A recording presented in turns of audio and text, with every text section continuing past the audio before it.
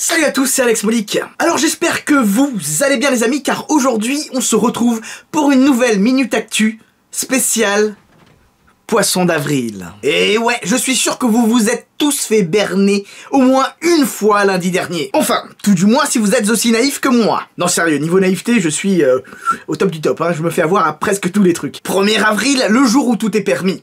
D'un côté, nous avons les constructeurs, que ce soit vraiment au niveau de la marque, genre BMW, ou au niveau national, genre BMW France, par exemple. Alors c'est assez marrant, car pour le coup, certains jouent le jeu à fond, et d'autres carrément zappent le truc.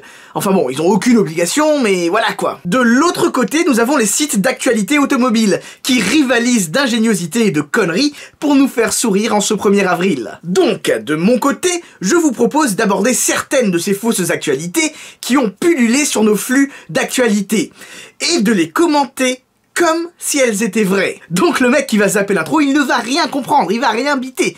Mais j'ai envie de dire, c'est un petit peu sa faute aussi, hein, car une vidéo, ça se regarde dans son intégralité. Bref, 51e épisode de la Minute Actu, spécial Poisson d'avril, allez c'est parti.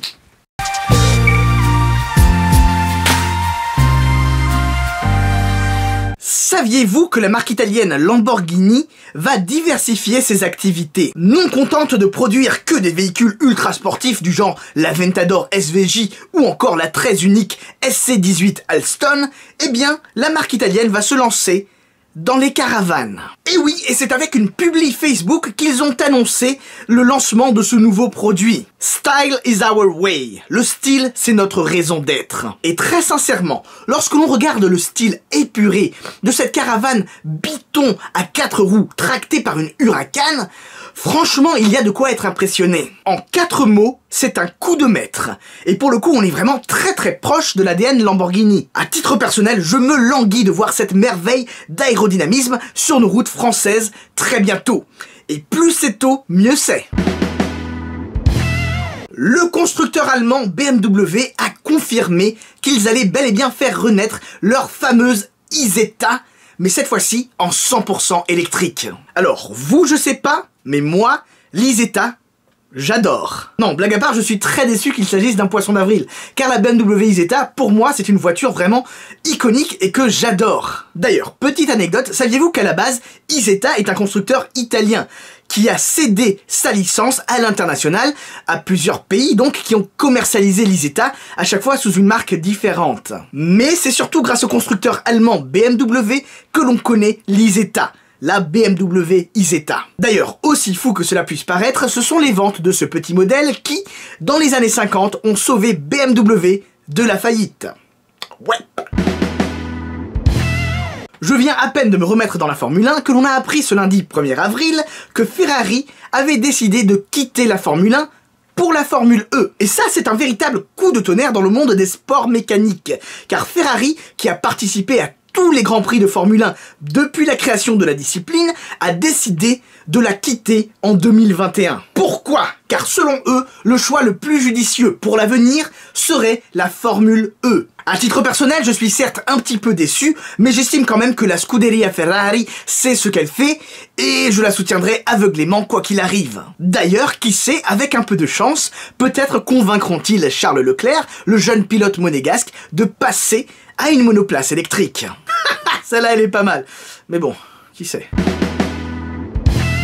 Pour finir, Porsche change complètement de dimension et rentre dans l'ère digitale de façon disruptive. En effet, le constructeur allemand qui est derrière la 911 qui existe depuis plus de 50 ans a décidé de changer son logo unilatéralement, son logo daté de 1952, pour un QR code. Et ce changement sera effectif dès la commercialisation du Taycan. D'ailleurs, il semblerait que chaque auto possédera son QR code personnalisé, ce qui permettrait à tout un chacun de tout savoir sur la voiture, que ce soit le modèle exact, les options qui ont été choisies pour la voiture, le propriétaire, l'historique de la voiture, vraiment quelque chose de super intéressant. Les défenseurs des libertés vont adorer. Blague à part, j'ai trouvé ça super drôle et très probablement un de mes poissons d'avril préférés, car si tu étais assez curieux pour scanner le fameux QR code, eh bien tu tombais sur une page qui te disait Poisson d'avril. Non sérieux, c'est cool car c'est à la fois marrant mais également réfléchi et travaillé. Genre ils ont pensé à un truc assez élaboré quoi, c'est pas juste on sort une fausse news et voilà quoi.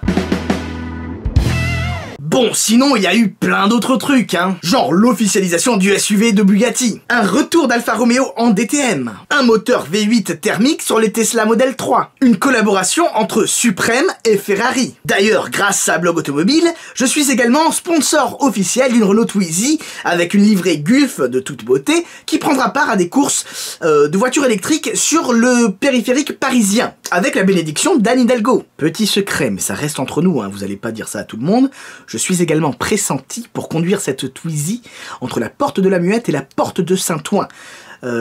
Porte où je devrais changer de copilote et passer le volant à une autre personne qui reste à déterminer. C'est cool de dire des conneries parfois, non? Passons maintenant au Comes Time. Dans la dernière Minute Actu, j'ai choisi de répondre aux commentaires de Tampa50, qui nous dit, par rapport au bridage par Volvo à 180 km/h, la chose suivante. Bah, avec toutes ces limitations et radars, je vois pas à quoi ça sert de rouler à 200, sauf sur circuit. Au fait, 50e épisode, bravo. Bon, déjà, merci. C'est vrai que 50 épisodes de la Minute Actu, c'est pas mal. Mais il y en a plein d'autres qui arrivent, t'inquiète pas pour ça. Sinon, au niveau des limitations, disons que je comprends sincèrement la levée de bouclier. Mais à titre personnel, ça me choque vraiment pas. Déjà, en France, tu ne peux légalement pas aller au-delà de 130 km/h. Donc si tu te prends une petite marge pour les dépassements, eh bien 180 km/h de limite, ça semble plus que correct. D'autant plus que je comprends pas ceux qui me disent « Ouais, c'est pas assez pour le circuit ». Autant c'est vrai, autant j'ai jamais, ou plutôt j'ai rarement vu un mec prendre sa Volvo et aller sur le circuit avec l'espoir de taper un chrono ou d'être le prochain Schumacher, quoi, vraiment. En tout cas, merci à vous d'avoir regardé cette vidéo un petit peu différente jusqu'au bout, j'espère qu'elle vous aura plu. De votre côté, est-ce que vous êtes tombé sur des poissons d'avril auto rigolos, intéressants? N'hésitez surtout pas à les partager dans les commentaires, ça me ferait marrer de voir les trucs que j'ai pu rater, car je sais que j'en ai raté pas mal. Quoi d'autre? N'hésite surtout pas à me lâcher un petit like, un petit pouce bleu, un commentaire, partage cette vidéo sur les réseaux sociaux et avec tes amis passionnés, c'est super important pour le référencement. Quant à moi, je vous dis à très bientôt pour de nouvelles vidéos. Mais surtout n'oubliez pas, on n'a peut-être pas la même voiture, mais on a la même passion. J'espère que vous avez passé un bon 1er avril et que c'était rigolo. Sur ce, je vous dis à très bientôt. Ciao ciao.